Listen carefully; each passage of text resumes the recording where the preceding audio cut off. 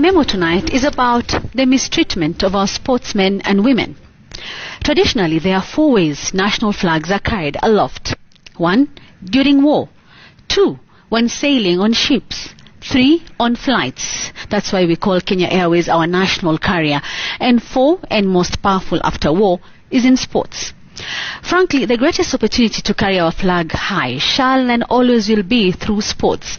After all, no one has won more gold medals in the steeplechase, marathon or long-distance races than Kenya has. Have we forgotten how it feels when we see our athletes standing tall as our flag is hoisted and the tunes of the national anthem soaring high in foreign stadia? How about the recent exploits of the men's basketball team at the FIBA African tournament in Mali? The Morans made it to the finals. Weren't we all suddenly interested in our local basketball and forgot about NBA, singing praises of the Morans? How about the recent Africa Cup of Nations? The high expectations, the palpable tension in our living rooms as we urged Harambee Stars to beat Tanzania, to hold or beat Senegal, to do something, whatever it takes to take our flag to the next level.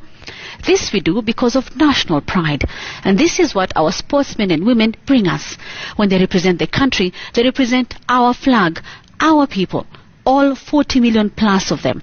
They represent our boundaries, defend the dignity of our borders, and give meaning to our nationality on the international stage.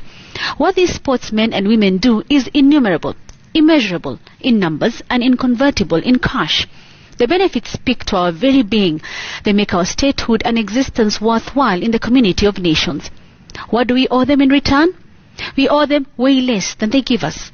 We owe them simple things like a flight ticket to the destination of the competition, decent and quiet accommodation while there, facilitation of their movement from the training ground to the competition arena and back to their hotel rooms. We also owe them a return ticket and a hassle-free return. One would say we also owe them a token of appreciation for the prizes they win in our name.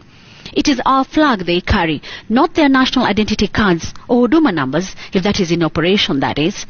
But looking at how our administrators treat the sportsmen and women, we must have a collective concern as a nation. Who could forget images of our Paralympics team on Thika Road protesting over unpaid allowances? The team was also stranded at a Nairobi hotel awaiting their dues. They had just won a total of 42 medals at the 4th international meeting held in Morocco in April. The national team that competed in the Africa Junior Athletics Championships in Abidjan, Ivory Coast, also staged a sit-in at their hotel after the government failed to settle their allowances. A few days ago, a video surfaced online of frustrated members of the national women's basketball team participating in the FIBA Afrobasket in Dakar, Senegal, asking the Kenya Basketball Federation and the government to release funds that were meant to cater for their allowances. Still this year, the Kenya Prison Service women's football team was unable to pay bills for meals and accommodation at a hotel in Cairo, Egypt. The volleyball team was participating in the Women's Africa Club Volleyball Championship.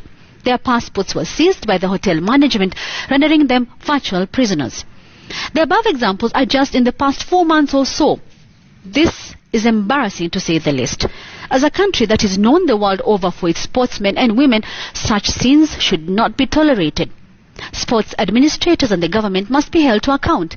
Between them, shame has followed national pride rather quickly and in an odd arrangement. This must be reversed. And now, that is my memo.